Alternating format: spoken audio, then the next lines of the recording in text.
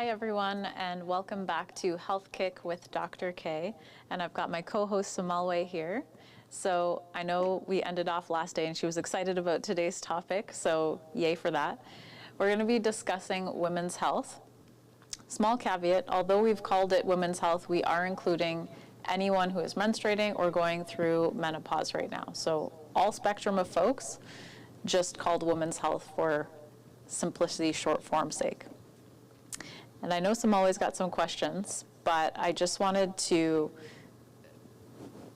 give some notes, I guess, on this topic, which is that it's a huge topic, and I doubt that we'll get through, the nitty-gritty of what all of you are wanting to know. So we may have to do this over the course of several different sessions, what will happen, into next year, essentially. Much like when we talked about the sexual health and libido, it's a very massive topic. So, as I say, just bear with us as we kind of go through it and you tune in and follow along with us. The other thing that I would say is that women's health has very little research in it compared to the vast majority that's been done on men. So take most of what you hear as a grain of salt, because you really have to do what is best for you specifically.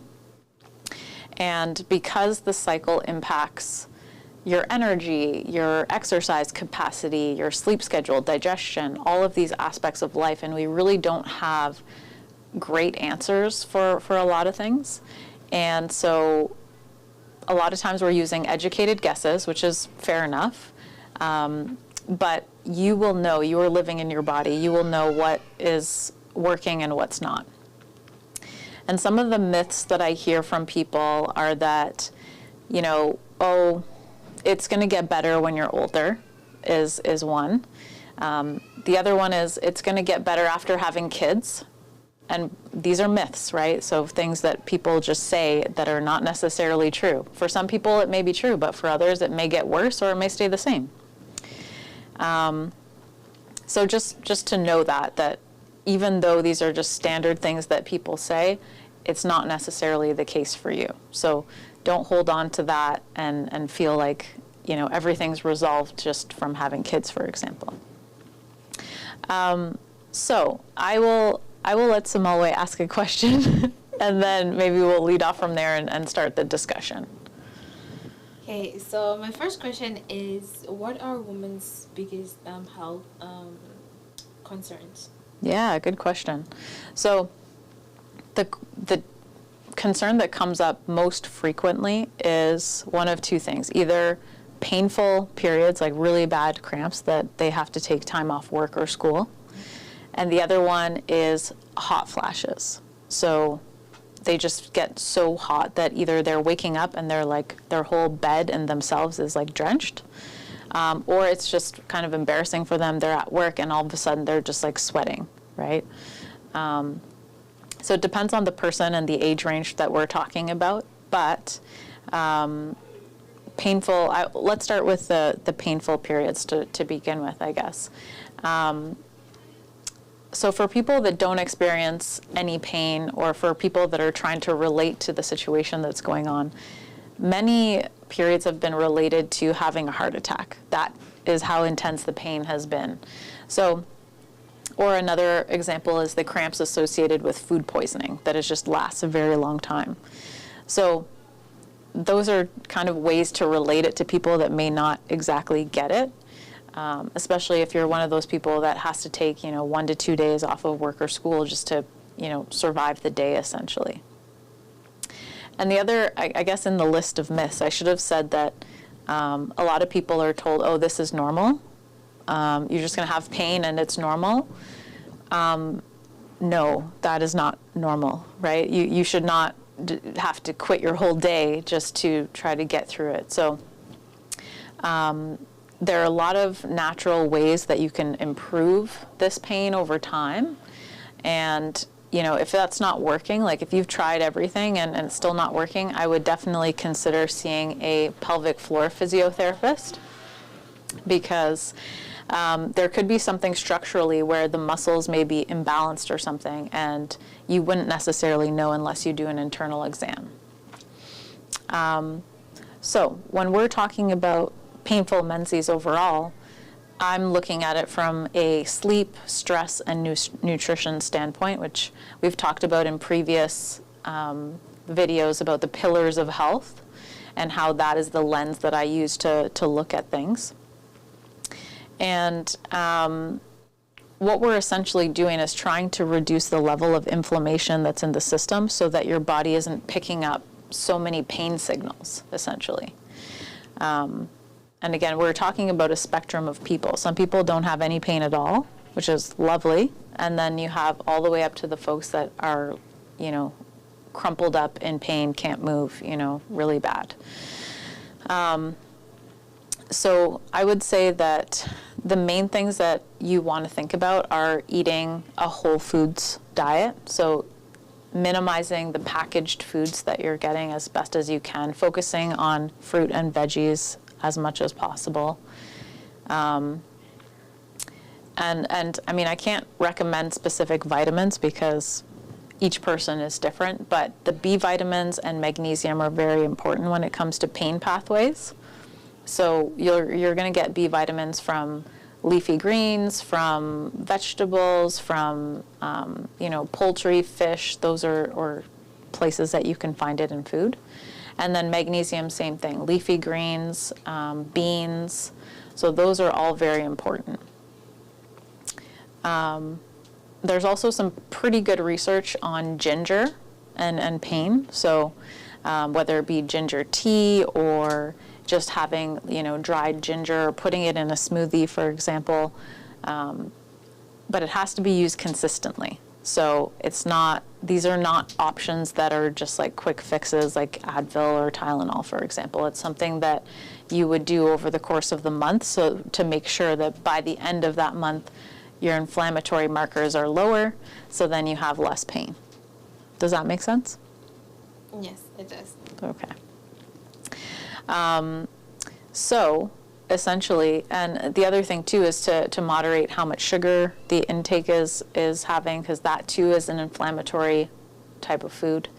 And then with anything hormonal, you want to try to avoid any type of items that might impact or increase your level of hormone that you have, because depending on the person's concern, they might have too much estrogen or they might have too little estrogen. And the extremes are kind of where people get either a lot of pain or really intense hot flashes.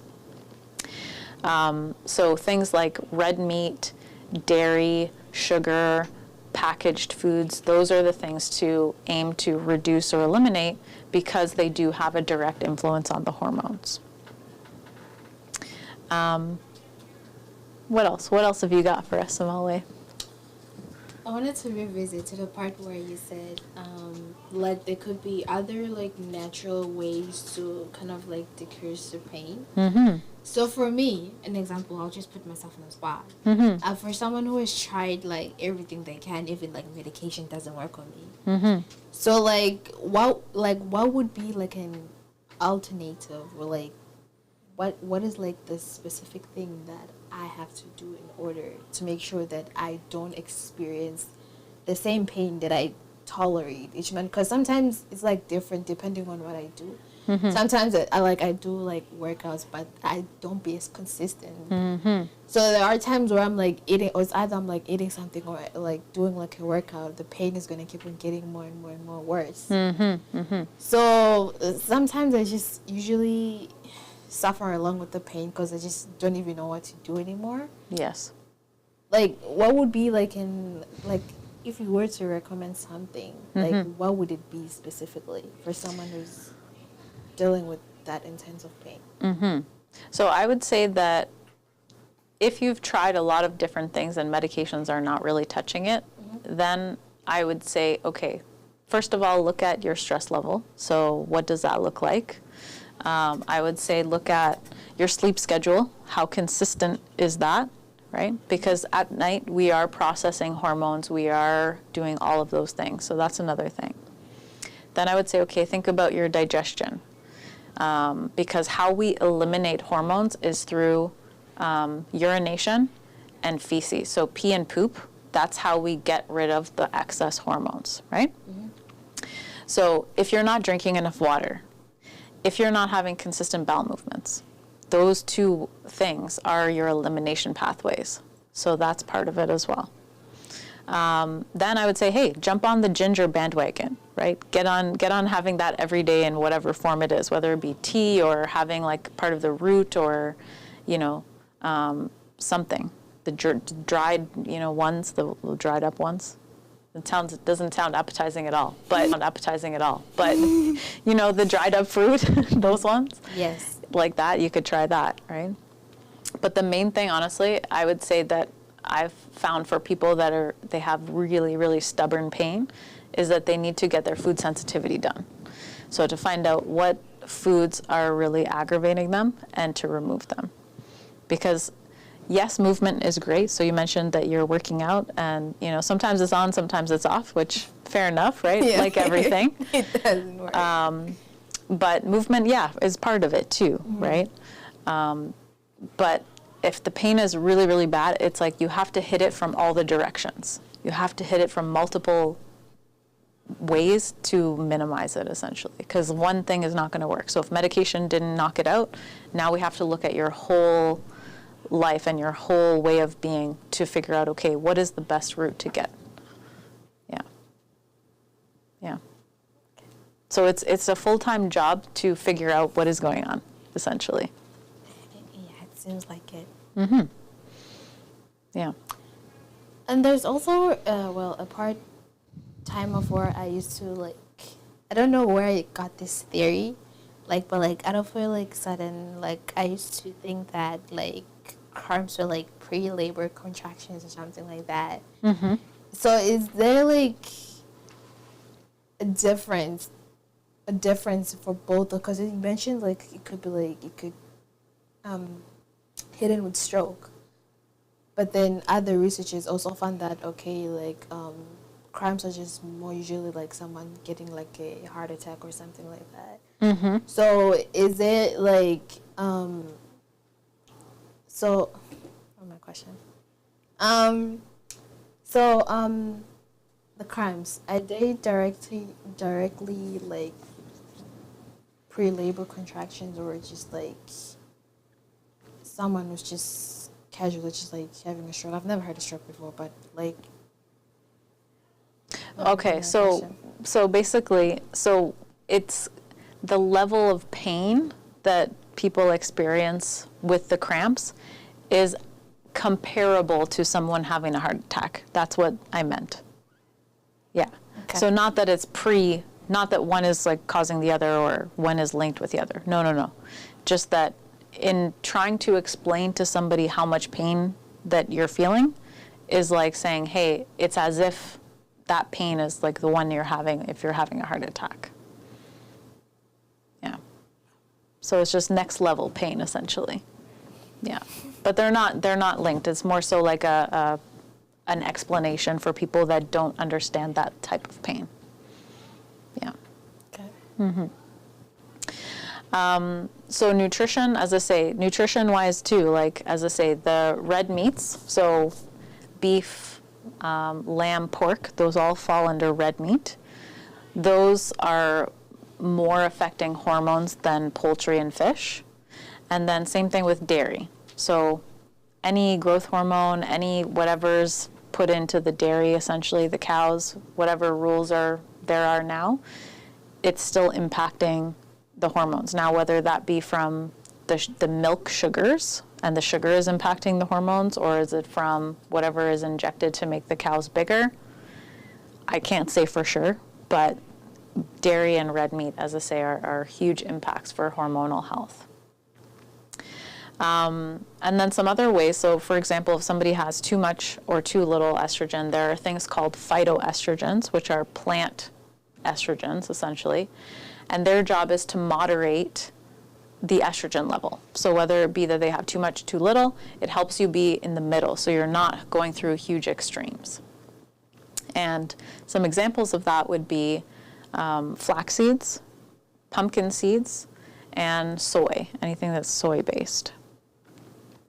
Now, to get the most, I guess, bang for your buck with flax would be actually to grind the seeds fresh. So you can't just eat the seeds as they are whole because they're not well digested. They'll just pass right through. But if you pulse them in a blender and break them up and get the oils out of it, and then you get the fiber and the oils. So fiber, which is great for the elimination pathway, because like I said, you're trying to get rid of excess estrogen. And then also to having the oils, which is the phytoestrogen piece of it. So then you're getting that balancing aspect as well. So those are ways that through nutrition you can help to balance the hormones. Soy has a very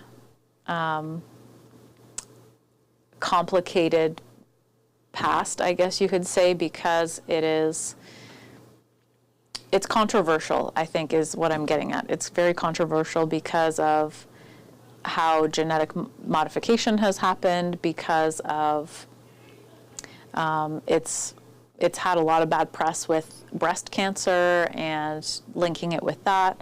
So people are very hesitant when it comes to soy.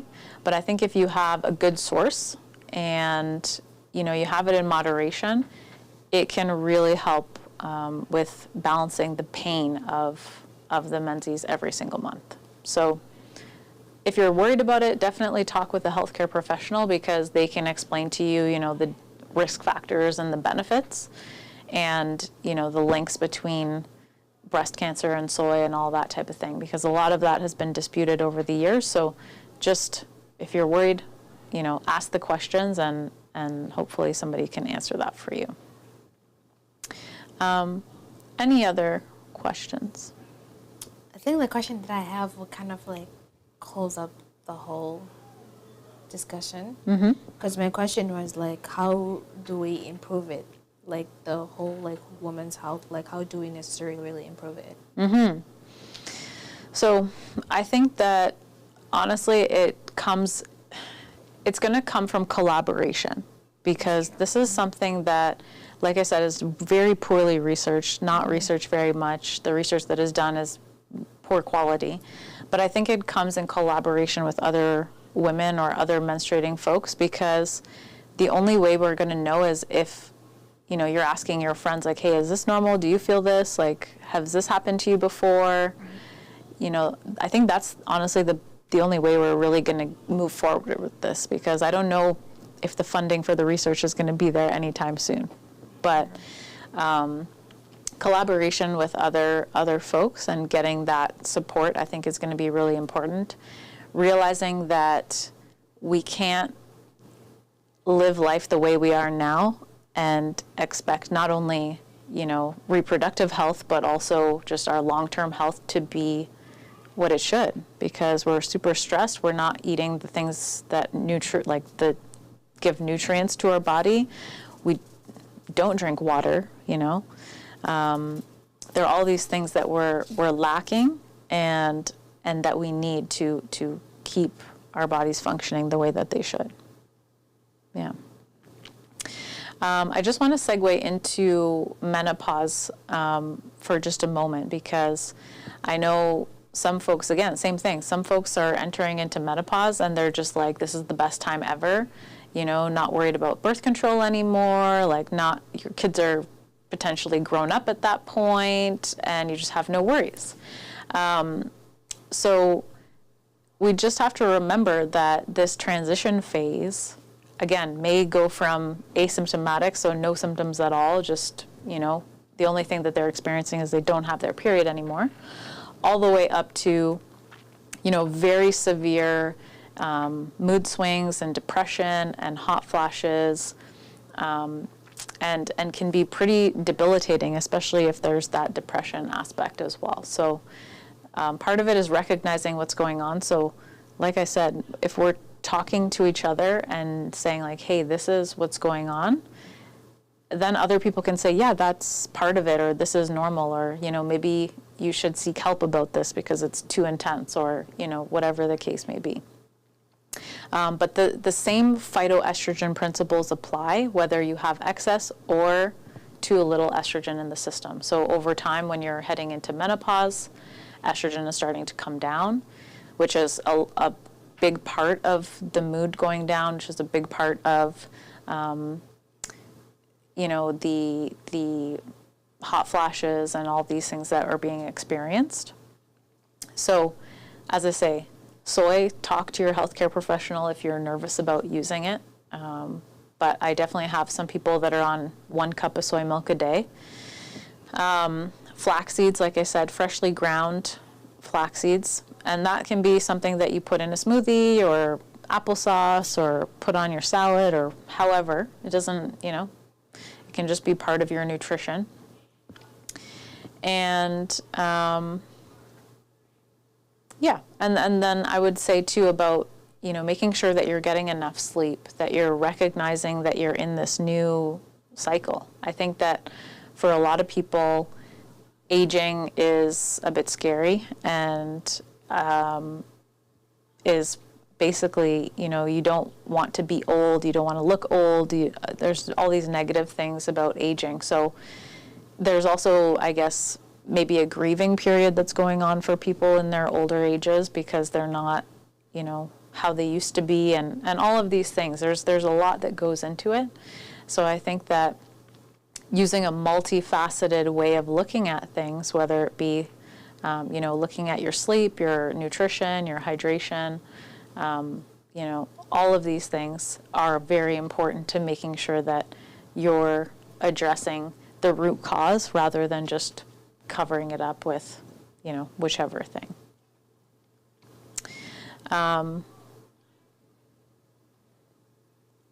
Did you have any other questions, Somali? You're okay? Yeah, I'm okay. All right. Is most of this making sense? Yeah, it is. Okay. And I just wanted to reiterate the piece about the hydration. So just making sure that you are drinking water. So I think I've mentioned this probably a million times, and bear with me because it's just so important, is that the minimum just for preventing kidney stones is 2 liters a day. And that's a lot of water for most people. And then you factor in how much coffee people are drinking or black teas or, other caffeinated beverages. And there's this cup for a cup rule. If you have a coffee, you have to have the equal amount of water. So a cup of coffee, a cup of water.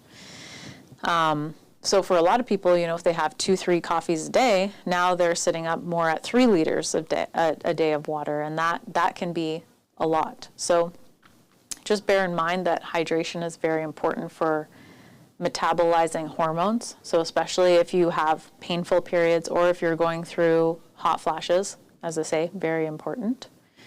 The other thing too is that like I mentioned, the digestive health is super important because the feces is how you're eliminating a lot of hormones as well. So the one thing that people don't realize, I think, is that you need to, every time you have a meal, in theory, you would have a bowel movement because your large intestine goes through a huge contraction. And then, so if you're a 3 meal a day person, you would have 3 bowel movements a day.